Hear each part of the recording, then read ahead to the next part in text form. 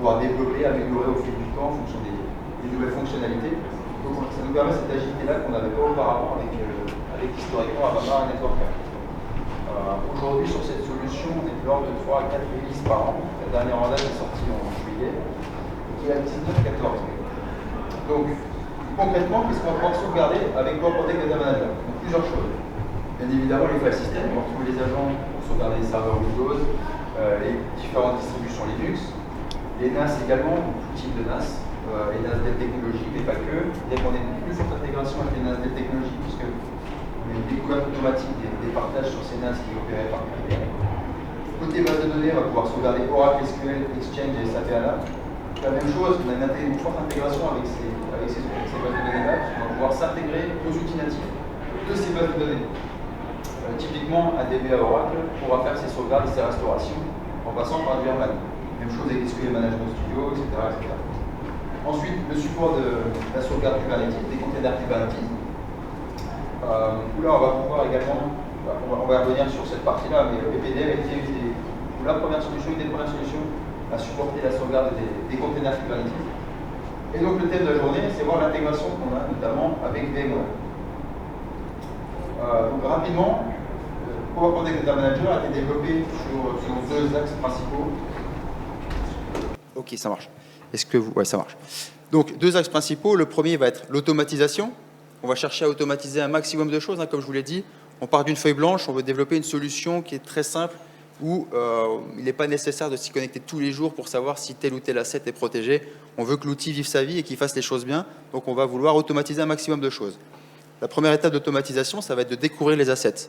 Donc, quand je parle d'assets, ça va être des machines virtuelles, ça va être des bases de données, des containers, peu importe, tout ce qu'on va pouvoir sauvegarder avec PPDM. Donc, PPDM va être en mesure de découvrir ces nouveaux assets au fil de l'eau, au fil de leur création. Et ensuite, l'idée, c'est de les assigner à une politique de protection de manière automatique également, en fonction de règles que vous allez mettre en place. Donc, je pense à des règles qui s'appuient sur une notion, dans le cas de machines virtuelles, sur des tags VMware, sur des folders VMware. Il y a tout un tas de critères qu'on peut choisir. Et derrière, l'asset ou la VM ira se loger dans la politique de protection en fonction de son critère. Et ensuite, au final, qu'est-ce qui reste à l'administrateur de sauvegarde à faire? Simplement à monitorer l'activité, savoir si les jobs sont en erreur, s'il n'y a pas d'asset qui est orphelin de backup, simplement au travers de reporting ou alors en se connectant au dashboard que je vous présenterai tout à l'heure justement. Donc ça, c'est le premier point, l'automatisation. Et le second point, la gouvernance. Très importante ici, puisqu'on va pouvoir, sur PPDM, ajouter cette notion de SLA au niveau des politiques de protection. C'est-à-dire qu'on va pouvoir configurer les choses de manière à s'assurer que telle VM est bien sauvegardée tant de fois sur l'appliance principale, tant de fois sur la secondaire, qu'on ait bien un RPO qui soit respecté. Et si ce niveau de service-là n'est pas atteint, alors à ce moment-là, vous avez sur votre dashboard une alerte qui remonte et qui vous dira « Attention, cet asset n'est pas conforme au niveau de service que vous avez signé ». Et donc, vous aurez une alerte qui remontera. Et un autre point sur la gouvernance, c'est comme je le disais, on va s'intégrer aux différents outils, hein, que ce soit les outils VMware, mais également aux bases de données, avec Herman pour la partie Oracle ou autre. Donc les DBA ont la main pour faire leur sauvegarde et leur restauration, on peut faire ça en toute autonomie, mais ils sont quand même sous contrôle de l'administrateur de sauvegarde pour piloter et s'assurer que les choses sont bien faites dans les règles de l'art, j'ai envie de dire, avec le niveau de service qui a été défini. Donc l'intégration qu'on a avec VMware sur les différents outils, donc je ne vais pas tout détailler, puisqu'aujourd'hui on va vraiment s'intéresser à une spécificité qui est Transparent Snapshot. On va retrouver une intégration sur Verialize Automation, avec une couche de data protection et de gouvernance qui va être ajoutée au niveau VRA, VCD, enfin après on va retrouver plusieurs choses. Sur vSphere Web, une intégration au vSphere Web Client également, ça j'aurai l'occasion de vous le présenter pendant la démo également. Et aussi donc cette partie Kubernetes, juste rapidement, deux mots dessus, c'est quand même important de s'arrêter dessus. C'est qu'on va pouvoir sauvegarder donc des containers Kubernetes, peu importe la distribution derrière, que ce soit du Tanzu, Rancher ou une distribution cloud de KS à KS. On n'a pas vraiment de limitation à ce niveau-là. On va s'appuyer sur l'outil Velero pour le faire, ce qui va nous permettre d'avoir une sauvegarde consistante des containers. Une sauvegarde consistante également des applications. On va pouvoir sauvegarder la partie PostgreSQL, MongoDB, Cassandra et j'en passe. Et aussi au niveau de la sauvegarde, alors qu'est-ce qu'on va sauvegarder concrètement? On va sauvegarder les namespaces et on va sauvegarder les persistants de volume au niveau des containers. Même chose sur la restauration, on va pouvoir restaurer granulairement ces éléments-là, certains namespaces, certains persistants de volume, C'est vous qui définissez ce que vous voulez restaurer. Vous pouvez restaurer sur votre cluster Kubernetes original ou sur un cluster alternatif. Enfin, voilà, il y a plusieurs options qui sont possibles. Qu'est-ce que je peux dire de plus sur cette partie Kubernetes? Bon, ça me reviendra où je vous le présenterai aussi pendant la démo. Alors, j'ai perdu le...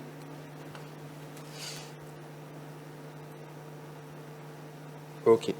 Donc on arrive maintenant à la partie transparent snapshot. Alors attendez, juste un petit problème de souris. Ok. Donc là, je vais vous parler de transparent snapshot, qui est un nouveau mécanisme qui a été développé par Dell Technologies et également par VMware. Ça, je vais vous l'expliquer. Qui est disponible sur PowerProtect Data Manager depuis un peu plus de 2 ans maintenant. Donc rapidement, un petit historique sur la sauvegarde d'environnement virtuel. Donc VMware, on parle bien de VMware.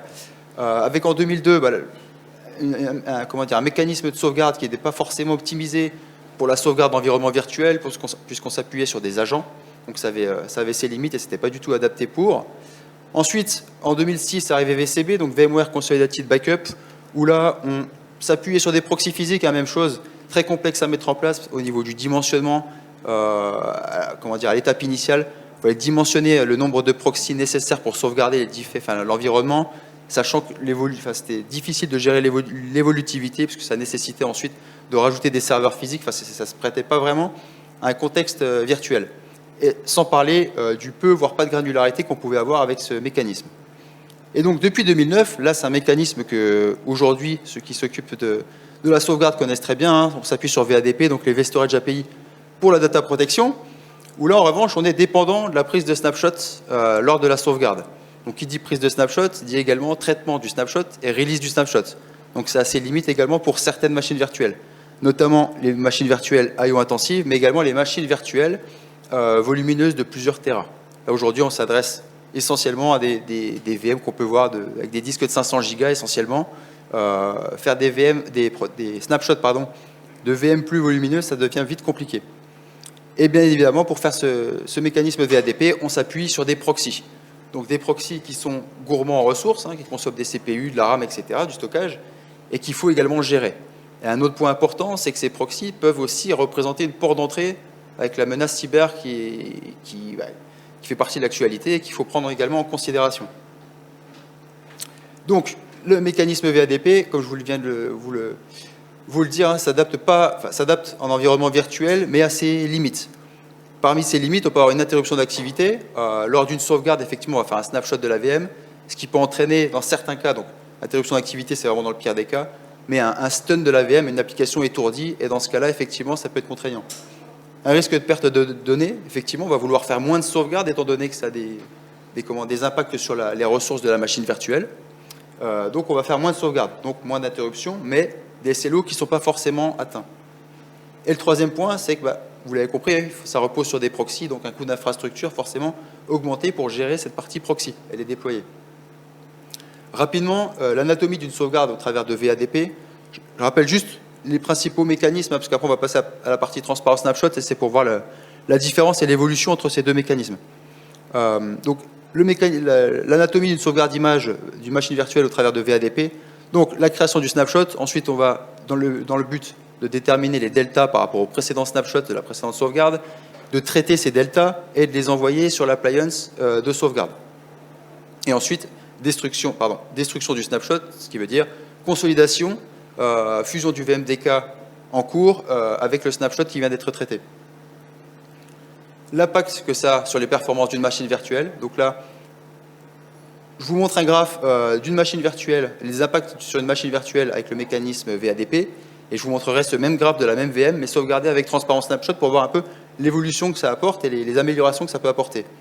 Donc on voit la dégradation des performances, notamment en latence, surtout en écriture. On a facteur 5 limite lors de la sauvegarde full, donc Gen 0. On voit une très forte dégradation au démarrage de la sauvegarde, et c'est surtout que cette dégradation dure dans le temps. Et ça, c'est ce qui pose problème lors d'une sauvegarde d'une machine virtuelle, c'est que la dégradation des performances, elle dure dans le temps. Et ça, on le constate aussi bien pour la partie latence, mais également sur la partie I/O, avec une forte dégradation aussi. Et donc, l'idée, c'était vraiment de moderniser tout ça et d'éliminer tout ce que je viens de vous dire au niveau des limitations, des contraintes, etc. que pouvait avoir cette sauvegarde. Et donc, c'est ce qu'on a fait avec Transparent Snapshot, un mécanisme qui s'appelle Power Protect Data Manager Transparent Snapshot.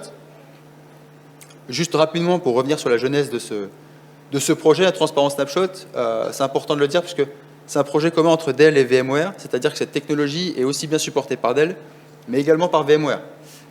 L'objectif final était de fournir un moyen le moins impactant de sauvegarder une machine virtuelle, puisqu'on vient de le voir, c'est VADP, ce n'était pas forcément la bonne stratégie, la bonne réponse, surtout pour les VM volumineuses ou à forte, IO intensive. Pour ce faire, effectivement, on bénéficie quand même d'une expérience, on ne part pas de zéro, on bénéficie d'une expérience au travers notamment d'une solution qu'on a également qui s'appelle Recover Point for VM. Donc là, c'est plus de la continuous data protection que du point in time. En tout cas, on peut s'appuyer sur cette expérience, surtout au niveau du filtrage d'IO et également au niveau du dispositif qui est mis sur le SX pour envoyer les données sur le réceptacle de sauvegarde. Et au niveau du cahier des charges, vous l'avez compris, obtenir des deltas sans impacter la machine virtuelle, une solution à faible encombrement avec un impact minimal sur la machine virtuelle, un dispositif de transfert de données ne nécessitant pas de clonage, parce que qui dit clonage dit consommation du CPU, donc dégradation également des performances, et tout en bénéficiant de la magie du protocole DD-Boost. Pour ceux qui ne savent pas, DD-Boost, c'est le protocole spécifique à un data domain, qui est l'appliance de sauvegarde, qui permet notamment de bénéficier d'une déduplication à la source, d'une déduplication globale, et surtout au niveau sécurité, voilà, ça ajoute un niveau de sécurité supplémentaire sur la sauvegarde. Là, il y a tout un... On pourrait passer la journée à parler de cette partie-là, mais ce n'est pas le thème de la journée. Donc pour ce faire, simplement, on va éliminer ce besoin de reposer sur un proxy pour faire une sauvegarde d'image. Là, on va venir intégrer un module directement sur le SX qui va pouvoir communiquer avec le data domain. Ça, je vais passer assez vite, parce que moi, je vais me répéter. Les bénéfices, c'est évidemment de pouvoir maintenant protéger avec ce mécanisme les VM allant jusqu'à 20 Tera. Dans nos environnements, ça a été testé jusqu'à 20 Tera. Ce n'est pas une limite en dur, mais déjà pour arriver à une VM de 20 Tera, ce n'est pas tous les jours qu'on rencontre ce cas-là. Ensuite, de pouvoir protéger également des applications qui restaient sur des serveurs physiques par contrainte d'être sauvegardées en environnement virtuel. Et bien aujourd'hui, on vient éliminer cette contrainte-là. Et donc, tout en bénéficiant de performances supérieures au mécanisme VADP, d'une part au niveau de la rapidité des sauvegardes, mais d'autre part au niveau de la latence, justement. Donc là, c'est le même graphe que tout à l'heure, qui représente la même chose, c'est-à-dire la dégradation des performances lors d'une sauvegarde, que ce soit sur une full Gen 0 ou sur les incrémentales suivantes. On voit que cette dégradation est moindre, très largement, et surtout qu'elle ne dure pas dans le temps. Donc c'est pour ça qu'on peut considérer que la sauvegarde aujourd'hui n'a quasiment aucun impact sur la machine virtuelle. Que ce soit, même chose, que ce soit sur la latence, en écriture, en lecture, mais également sur les I/O. Donc ça, c'était les résultats in vitro. Ce qui nous intéresse, ça va être les résultats in vivo, d'avoir un vrai échantillon de machines virtuelles sauvegardées avec les deux mécanismes. Donc que ce soit avec le mécanisme VADP en bleu ici, on voit que l'échantillon a été sauvegardé à tel débit, et ce même échantillon sauvegardé avec Transparent Snapshot, on constate simplement qu'on a un gain de bande passante, de débit lors de la sauvegarde, simplement puisqu'on a la possibilité aujourd'hui avec PPDM de pouvoir sauvegarder des VM jusqu'à 40 flux, alors qu'avant on était limité à 4. Donc voilà, Transparent Snapshot, simplement, donc je vous parlais du module qu'on va venir ajouter. C'est-à-dire que quand vous allez renseigner votre vCenter dans PPDM, PPDM va pousser un module sur le SX, sur les différents SX. Un module qui embarque également la partie DD-Boost, qui va permettre de communiquer directement avec le data domain. Ce plugin, il se déploie, comme je vous le disais, automatiquement sur les ESX.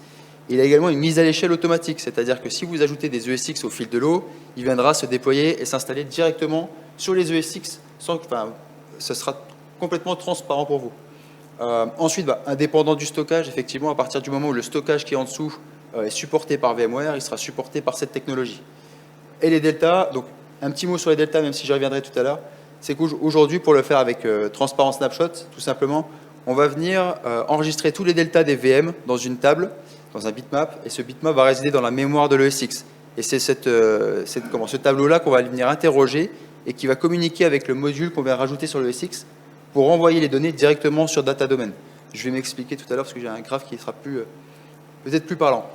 Donc les bénéfices de Transparent Snapshot, donc d'une part, c'est d'augmenter les performances de sauvegarde, comme je vous le disais, réduire la latence, également le trafic réseau, de plus mettre les VM en pause, de plus faire de snapshot de machines virtuelles, de plus avoir recours à des proxys, donc une baisse des coûts et une simplification de la gestion, et réduction du risque de perte de données, puisqu'on va pouvoir, avec ce mécanisme-là, faire des sauvegardes beaucoup plus régulières des machines virtuelles. Donc voilà, si on s'intéresse à un schéma macro, alors, on va avoir notre machine virtuelle et chaque changement qui va être opéré sur cette machine virtuelle, chaque entrée, sera renseigné au travers du filtre qu'on voit ici, le LWD, dans le SX, qui est un filtre qui renseignera tout ça dans la table, dans le bitmap, qui, lui, sera en mémoire de l'ESX. Et c'est lors du déclenchement de la sauvegarde que cette bitmap communiquera au module TSDM, donc au data mover, Transparent Snapshot Data Mover, pardon, qui viendra s'installer sur le SX. Et donc, la bitmap renseignera les données à communiquer au data domain directement. Donc, on ne viendra pas interroger la machine virtuelle, on viendra directement interroger la mémoire de l'ESX au niveau de la table pour savoir quelle donnée a été, le delta par rapport à la sauvegarde précédente. Et ensuite, une fois que la sauvegarde a été effectuée, eh bien, on va faire un reset de cette table en mémoire pour la sauvegarde suivante. Je vous propose maintenant de passer à la partie démo, par si vous avez des questions ou vous voulez éclaircir certains points.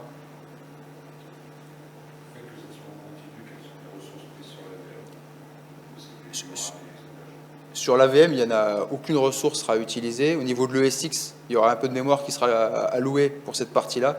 Mais c'est transparent pour l'utilisateur, transparent pour l'admin. C'est des choses qui ont été designées exprès pour pouvoir le gérer. Donc ça, il n'y a pas de réel impact dessus. 60 Tera, là, il faut quand même regarder. Là, effectivement. Qui sont stockés sur quoi, ces 60 Tera? Ok, bah ça, à partir du moment où effectivement c'est des cas spécifiques, il faut étudier le projet. Parce que là, je ne peux pas vous dire 60 Tera. Effectivement, nous, dans nos labs, ça a été testé jusqu'à 20 Tera. Après, au-delà, effectivement, à voir.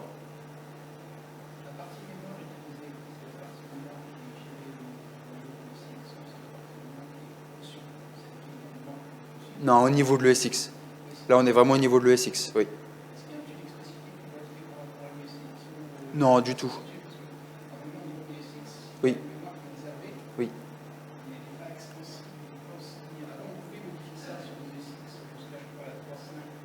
Oui. Non, de toute façon, il n'y a pas de configuration à avoir au niveau de l'ESX. Le but de la technologie, c'est quelque chose qui a été développé pour que ça soit transparent pour tout le monde. Et pour la partie, des administrateurs VMware, mais également pour la partie administrateur de sauvegarde. C'est transparent pour la VR. Oui. La ressource est utilisée au niveau de l'ESX.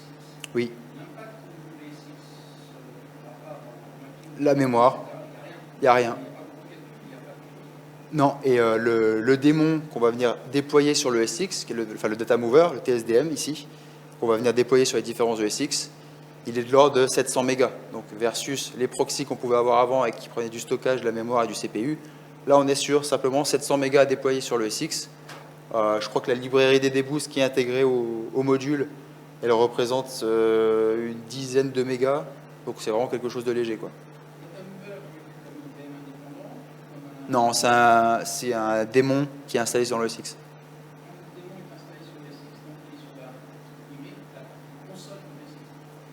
Oui.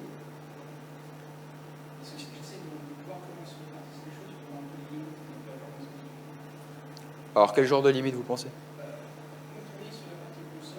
Oui.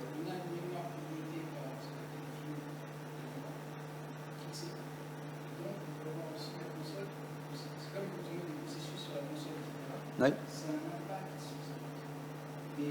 Que là, on n'a pas. Alors, oui. Je me souviens avec Recover Point for VM, on avait des informations au niveau du VMX des VM qui étaient ajoutées. Est-ce que c'est toujours le cas avec PPD? Des informations au niveau du VMX, ouais. C'est-à-dire? Il y avait une information en fait qui pointait en fait vers Recover Point. Je me souviens, cette information-là, nous on l'avait vécu parce qu'on avait testé Recover Point et au moment en fait où pour diverses raisons, on n'a pas choisi la solution. Oui. Au moment où on a décommissionné la solution, en fait, on était embêté, on est obligé d'arrêter toutes les VM qui étaient sur l'infrastructure pour enlever cette information-là du VMX. Non, on n'a pas touché ça. D'accord. Non, on va pas faire ça. Là, à aucun moment, au niveau du VFDK, on prend du VMX. C'est pas la même chose en fait. Là, on était avec. C'est plus un snapshot. Ouais, c'était pas un snapshot en soi. Par contre, il y avait une réelle information en fait, qui pointait des informations de l'infrastructure Recover Point au niveau du VMX DVM. Après, je parlais de Recover Point pour aller chercher la technologie notamment du filtrage d'IO et du filtre qu'on voit ici. Mais la technologie derrière, c'est pas du tout la même. Ouais, ça marche. Là, c'est plus c'est de la continuous data protection sur Recover Point. Alors que là, c'est du point in time. Ouais. Qu'on va. Enfin, voilà. C'est différent. Donc, les figures sur le domaine de la snapshot, on va faire une interruption liée au PPX. Oui. Donc, il y a des références qui sont Exactement. et Oui. Tout à fait. Donc plus snapshot qui dit plus snapshot dit plus de proxy également.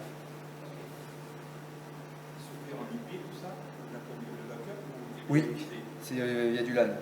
Exactement.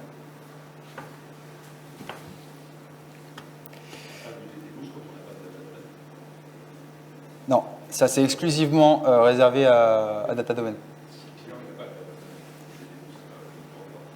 Et il ne faut pas avoir de DDBoost. Le DDBoost c'est uniquement sur Data Domain. Alors en fait, transparence snapshot ici est uniquement, exclusivement réservé à Power Protect Data Manager. La solution de sauvegarde que je vais vous montrer. Power Protect Data Manager se trouve uniquement avec un Data Domain. Je ne peux pas mettre d'autres stockages derrière. Donc ça me fait le second avec communication finalement c'est du DDBoost.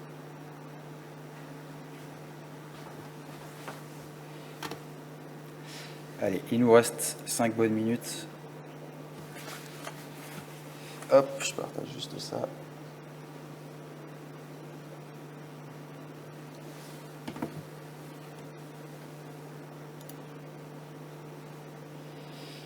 Ok.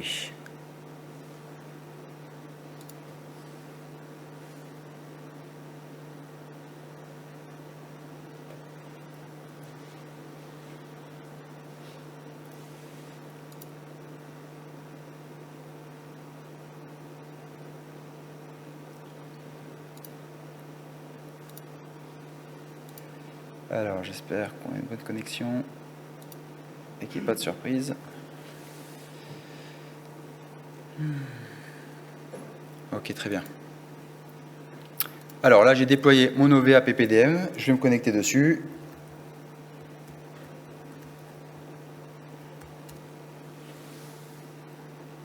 Voilà, donc on arrive sur ce dashboard. Alors, tout d'abord, il y a le pop-up par rapport à la dernière version et les nouveautés qui ont eu lieu dessus. Ça, je vais le passer. Donc, la dernière version, je vous l'ai dit, hein, qui est sortie en juillet. Au niveau du dashboard, donc une vue sur les jobs. Donc là, c'est un environnement de lab. Il ne faudra pas forcément regarder les couleurs. Donc, une vue sur les jobs, savoir s'il y en a qui sont en erreur ou pas. La santé du système. Donc là, je ne suis pas à 100% parce que je n'ai pas configuré la partie support, hein, étant donné que c'est un lab. Une vue sur les systèmes data domain, donc l'espace disponible, l'espace utilisé, etc. Ici, sur les assets, donc si, par exemple, dans la partie machine virtuelle, je vois que j'ai 17 machines virtuelles, ça représente 5 Tera de données, et sur ces 17 assets, il n'y en a aucun qui est protégé, donc aucun qui est détenu dans une politique de protection, parce que c'est en orange. Et là, je vais configurer ça avec vous pour vous montrer différentes étapes. Ensuite, l'onglet Compliance, là c'est l'onglet que je vous parlais tout à l'heure, c'est la possibilité de configurer des SLA sur les politiques de protection, et si jamais il y a des assets qui ne sont pas conformes au niveau de service qui est demandé, et bien vous aurez des erreurs qui remonteront ici et qui vous diront attention, tel asset n'est pas dans les règles. Et une vue au niveau du taux de déduplication. Donc là, sur les 9 Tera8 de données sources protégées, je vais les stocker sur 67,8 gigas de data domain. La même chose, hein, c'est un lab, donc on a un taux de déduplication de 145 pour 1. Simplement pour vous montrer que, pour vous dire que PPDM couplé à un data domain dans un environnement VMware, de sauvegarde de machines virtuelles, généralement on a des taux de déduplication qui peuvent être très intéressants, atteindre les 50 pour 1, voire plus, en fonction de la typologie des données. Donc là, ça devient vraiment intéressant. Donc la première chose qu'on va faire, eh bien, ça va être d'ajouter, ça je vais le passer rapidement, hein, c'est d'ajouter son data domain. C'est assez simple à faire, on met son nom et les credentials qui vont bien, on l'ajoute. Et ensuite, on arrive sur la partie asset source. Donc là, on va renseigner son vCenter, même chose. Très simple à mettre en place, les credentials avec son FQDN. Et ensuite, on vient installer le petit démon, le petit plugin au niveau de vSphere que je vais vous montrer. Planifier éventuellement la découverte, une découverte automatique journalière qui va s'opérer sur le vCenter de manière à prendre en considération tous les changements qui ont eu lieu dessus. Et une fois que vous avez configuré ça, et bien dans Asset, vous allez retrouver la liste de vos machines virtuelles ici, directement. Et donc, à partir de là, vous pouvez directement créer une politique de protection. Donc là, je vais en créer une. Allez, hop, on va mettre vmug, vm. Alors, je sélectionne pour mes machines virtuelles. OK, ancrage consistant, évidemment. Donc ici, soit je les sélectionne manuellement, ou comme je vous le disais, soit on met en place une règle pour filtrer en fonction des tags VMware, en fonction d'un folder, en fonction de... Que sais-je, il y a pas mal de critères qu'on peut sélectionner pour automatiser tout ça. Donc là, ici, je viens sélectionner manuellement et on vient ajouter une politique de protection. Donc une sauvegarde toutes les heures, je ne sais pas qu'on va retenir, 7 jours. Sur telle fenêtre de sauvegarde, ici, on va pouvoir configurer le niveau de service qu'on attend de cette politique de protection. On va également pouvoir cocher la partie Retention Lock. Donc là, c'est dommage qu'on n'ait pas plus de temps, mais c'est la possibilité de stocker les données sur le data domain et de les stocker de manière immuable, de manière à ce que personne derrière ne puisse les modifier ni les supprimer. Donc là, c'est une fonctionnalité qui est propre à data domain. C'est du worm. C'est du worm. Et on peut également configurer de la réplication. Hop, oups. Donc, sur un deuxième data domain, et on peut lancer la réplication une fois que la sauvegarde est terminée directement. Bon, ça, je vais passer, hein. C'est de la config assez classique. Hop. Oups. Voilà. Je laisse tout par défaut. Et ensuite, je vais simplement vous montrer maintenant l'intégration au niveau vSphere.